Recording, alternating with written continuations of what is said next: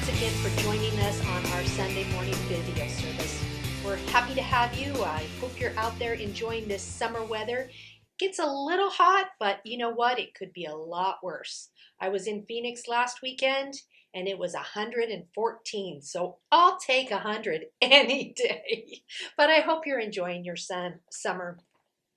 I don't know if you know, but our son was in the hospital last week. He's still in the hospital actually last week. So I was there with him, and thankfully Carl handled the whole thing while I was gone. But so now I guess it's my turn. Anyway, a couple things for announcements. Our men's group is meeting Monday nights at 6:30 at the Father's house and on Zoom, and they actually share a meal together before the meeting. So they'd love to have you be a part of that. Our ladies group is meeting 6:30 on Thursday nights on Zoom, but we've taken a couple of weeks off just so that we can find the next book or study that we want to discuss. But we'd love to have you be a part of it, whether you're in the area or not. That's the beauty of this Zoom meeting, is that Margie can be up in Washington and Deanne can be in the Central Valley, and they can still be a part of it. So if you're out of the area and still feel connected to the Father's house, or want to join new to the Father's house, we'd love to have you be a part of that. This Saturday, I mentioned this a couple of weeks ago, on the second Saturday of every month, which happens to be this coming Saturday, the 12th, from 9 to 11, we're going to ask all of you who'd like to volunteer at the Father's house to come and help us kind of do some maintenance around here, get some cleaning done, whether it be pushing a vacuum, sweeping a broom, washing some windows, getting the cobwebs out. Whatever the case may be, we'd love to have you be a part of that. So again, it's going to be this Saturday from 9 to 11. We'd love to have you come and help us. Also, I mentioned a couple of weeks ago that Pastor Juan and Patricia from Argentina were going to apply for visas to come and visit us here at the Father's house, but they were denied on their visas. So that being said, Pastor Mario and Lillian are going to Argentina the middle part, I think they go out on the 15th of August, to visit the churches there and the orphanage there. And what they have sent us their schedule, and it is a full schedule, but each time they meet, they want to be able to prepare a meal and feed some of the leaders and some of the kids for sure. So we're doing a special offering to help buy the staples, the rice, the beans, the flour for those empanadas that they're going to be making. So if you would like to donate to that, just let me know it's for the mission trip, or put on your envelope it's for the mission trip. And I assure you that every dime of that money will go just to the food, because we want to bless our churches over there and the kids over there just with a meal, and just let them know how much we appreciate them and how much they're a part of our community. Today is our regular tithes and offerings. We've got our drill that we got down pat pretty much. You can go to thefathershouse.org, click on the giving button, give that way, a one-time gift or a recurring gift. You can give to our missions that way, but if you do want it to go to the food for the mission in Argentina, either call me, if you do it online, either call me and let me know, and so that way I can get that money to Lillian and Mario before they go. Today is Communion Sunday, so if you would like to get the elements and take communion with your family, it's just such a beautiful time to remember what Jesus actually did for us. And here at the Father's house, we'll be sharing a meal, so we'd love to have you be a part of that if you want to come and join us. Lastly, on the announcements, I just wanted to say that September 17th, which is the third week in September, we're going to have National Back to Church Sunday. You know, statistics say that people only go to church or start a new church if they're invited. So summer would be over, summer vacations would be over, kids back in school, although the kids go back to school, I think, next week. But we always, each year, we join with hundreds of churches across the country just to invite someone back to church. I know there are a lot of people that haven't come back since the pandemic. If you know some of those families, just reach out and invite them and tell them how much we would appreciate having them here, getting reconnected with them. If it's People that have never been to the Father's house. I encourage you to invite them because that's how people get to church. And of course, we'll have a special meal in the fellowship hall following that service. So we'd love to have you be a part of it.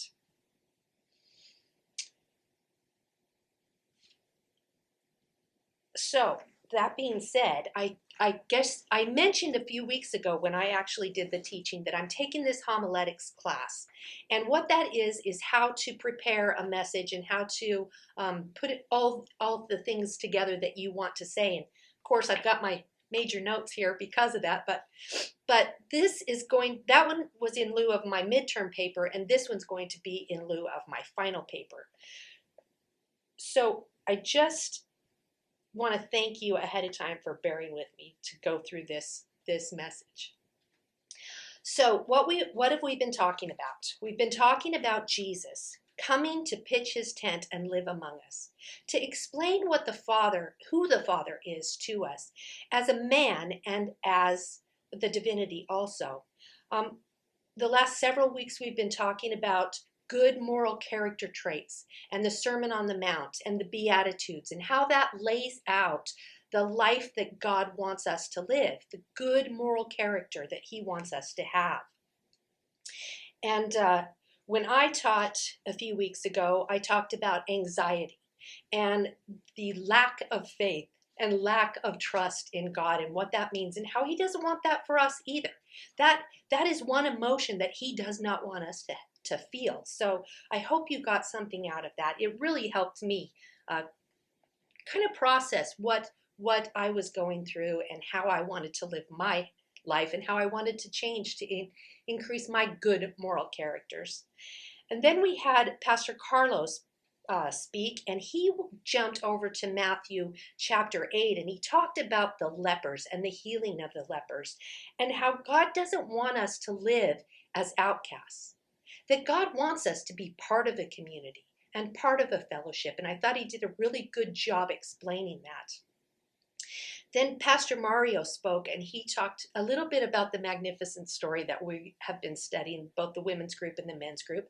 And Pastor Carl has also incorporated a little bit in his message, but Mario did a beautiful job talking about the beauty and the good and the truth of God. And I thought he used such descriptive words that it actually painted a picture. It told a story. It helps me get in the story, and I hope it did the same for you.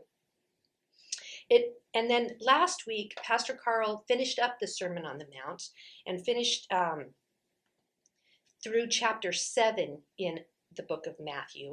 And he talked about the narrow gate versus the wide gate and what that means. He talked about the fruit from the tree, whether it be good fruit or bad fruit. And he talked about the foundations, the two foundations that really set the stage for good moral character. So as Pastor Carlos went to chapter 8, I'm going to jump just past the story of the lepers and go to the next scriptures, which would be Matthew chapter 8, starting in verse 5. Sorry, I don't. And you know, this book I've been reading is called Tablet to Table. And it's kind of setting the stage for our message that I'm using my tablet. Normally I would read out of my Bible, but I thought it was fitting today that I read off my tablet, and hopefully it'll make a little more sense when we're done. So in Matthew 8, verse 5, it says, "And when Jesus entered Capernaum, a centurion came to him, imploring him, and saying, 'Lord, my servant is laying paralyzed at home, fearfully tormented.' Jesus said to him, 'I will come and heal him.' But the centurion said, 'Lord, I am not worthy for you to come under my roof, but just say the word, and my servant will be healed. For I also am a man under authority, with soldiers under me. I say to this one, go, and he goes, and to another, come, and he comes. And to my slave, I say, do this, and he does it.' Now when Jesus heard this, he marveled and said to those who were following, 'Truly I say to you, I have not found such great faith with anyone in Israel. I say to you that many will come from the east and the west and recline at the table with Abraham, Isaac, and Jacob in the kingdom of heaven. But the sons of the kingdom will be cast out into outer darkness. In that place there will be weeping and gnashing of teeth. And Jesus said to the centurion, "Go, it shall be done for you as you have believed." And the servant was healed that very moment. The next story says, when Jesus came into Peter's home, he saw his mother-in-law lying sick in a bed with a fever. He touched her hand, and the fever left her, and she got up and waited on him. When evening came, they brought to him many who were demon-possessed, and he cast out the spirits with a word and healed all who were ill. This was to fulfill what was spoken through Isaiah the prophet. He himself took our infirmities and carried away our diseases. Now that is a lot of healing in those two stories. But, I'm not going to talk about that. I wanted to use these two stories to draw out what I do want to talk about. So, if Pastor Carl wants to go back and cover that and really explain what those healings mean, that would be beautiful. But I just wanted to tease out a couple of things that were mentioned in both of those stories. The first was Jesus said, "Many will come from the east and the west and recline at the table with Abraham, Isaac, and Jacob." Then in the next section, he tells the story about going to Peter's house and his mother-in-law being sick with this fever. And he touches her, and she gets up. And what does she do? She serves him. She makes him supper. So there we have the table, we have supper. And today as we took communion, that's in remembrance of the Lord's Supper. So that being said, in listening to Pastor Mario's message and reading the magnificent story, I kind of feel there's one foundational element that still needs to be considered, and that is that of community and unity, and what that looks like, and what that means for us as Christians today, and also as what Jesus did. I mean, how many times do you think Jesus fed someone or invited himself to eat with someone or went to eat with someone? I mean, that's a key part of his ministry, was eating at the table with all these different people. I mean, he ate with sinners, he ate with tax collectors, he ate with the Pharisees, he ate with drunkards. Jesus just liked to eat with people, and if he didn't have a kitchen or a home, that's a lot of begging or inviting yourself to somebody else's house, don't you think? But it was key to his ministry. That's where the seed was planted for community, for unity. And the scholars say that in the book of Luke alone, he fed or ate with people over 10 times. And in the Greco-Roman times, they ate on the average of 2 meals a day. So that's a lot of time with different people. And I know he went back to Mary and Martha's house quite a few times because he must have really enjoyed their cooking. And he loved the fellowship that they had there. But when you stop and think about it, that was a big part of Jesus' ministry, was spending time at the table. The book that I mentioned earlier, called Tablet to Table is by Leonard Sweet, and it says, "The table is where community is formed and identity is found." And I thought that was very profound. It's where community is formed and identity is found. So then you take into consideration the book of Acts and the early church. How many times in the book of Acts does it talk about people getting together to eat? Acts 2:46 says, "Day by day, continuing with one mind in the temple and breaking bread from house to house, they were taking their meals together with gladness and sincerity of heart." Every day, they were doing this day by day. And so how important is meals and the table for our Christian community, for any kind of community, but especially our Christian community? So that's what we've been learning about in how to develop our good moral character. I mean, we can talk about it, but as you spend time eating, you learn something about the other person and you're teaching the other person something, but it's also developing good moral character if you're talking about those things that Jesus did. You know, I've mentioned several times as a child that I was raised as a Mormon. And every Sunday after church, well, I shouldn't say every, but the majority of Sundays after church, we would go and meet with our family, my cousins' families, some of the other families from church, and we would have a potluck at one of my grandparents' house. In fact, it's kind of a standing joke in my family that we would all bring a couple salads and eat a meal together. But, you know, it was in those fellowship opportunities that we really developed close relationships with each other. And if, you know, the topic came around of what we heard in church that morning, then you have another perspective of what the teaching was about. And, you know, you just develop these good relations both within ourselves, our community, and with God.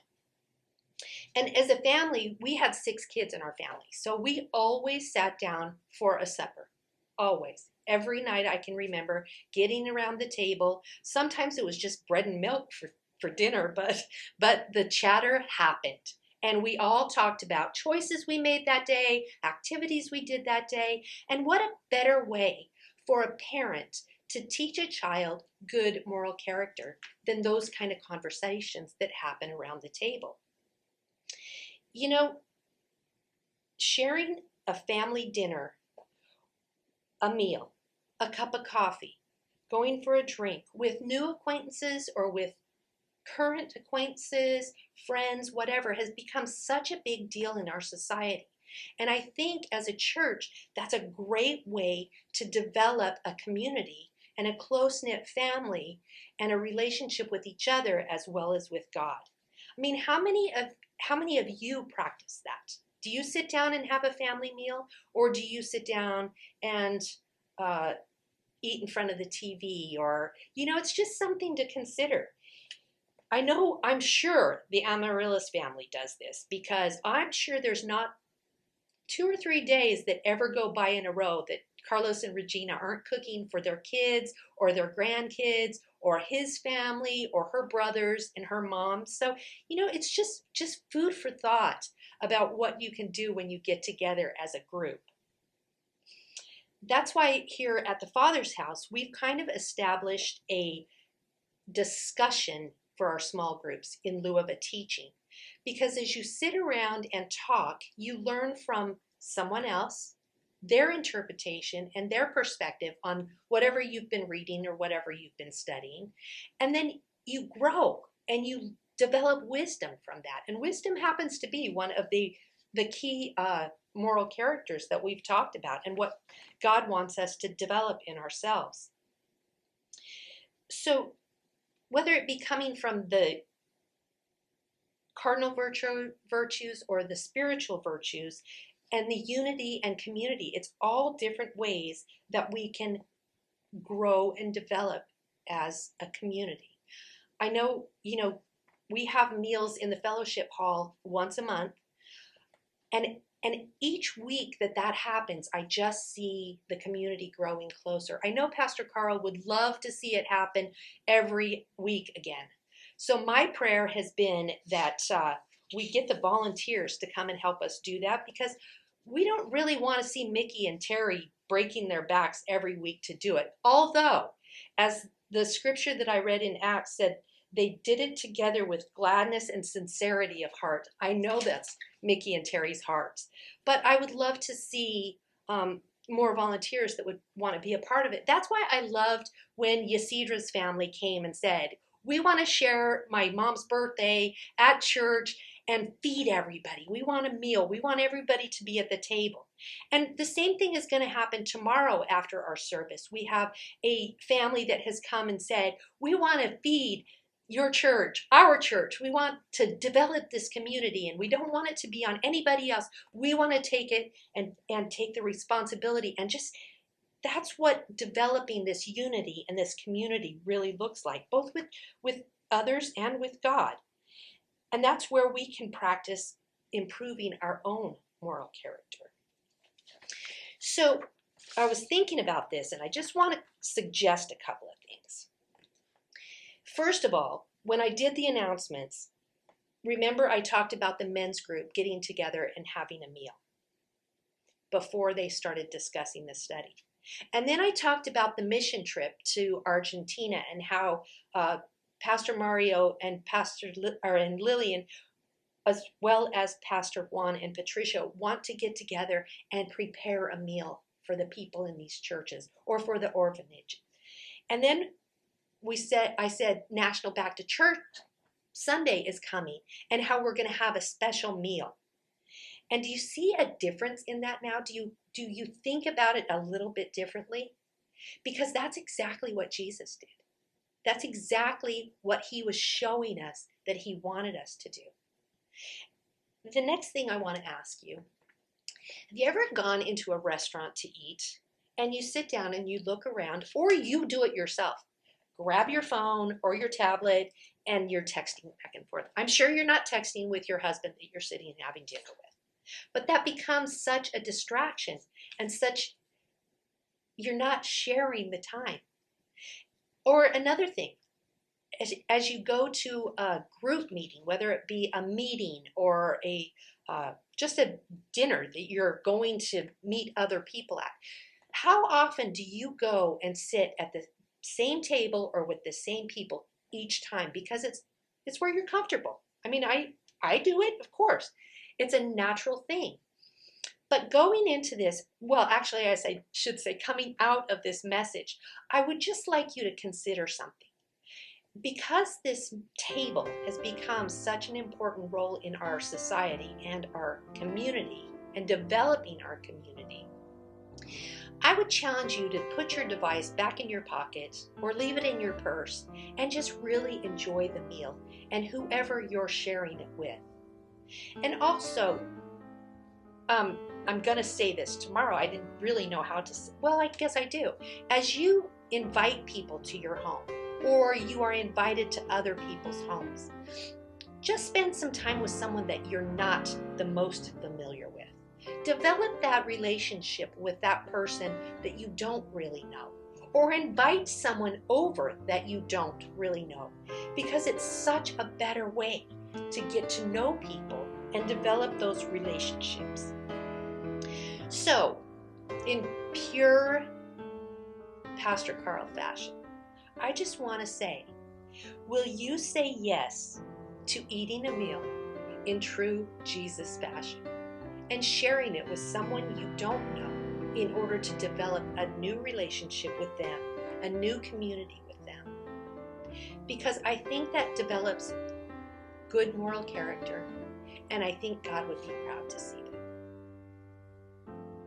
So that's all I really have to share today. Thank you for bearing with me and sharing your time with me, and we'll see you next week.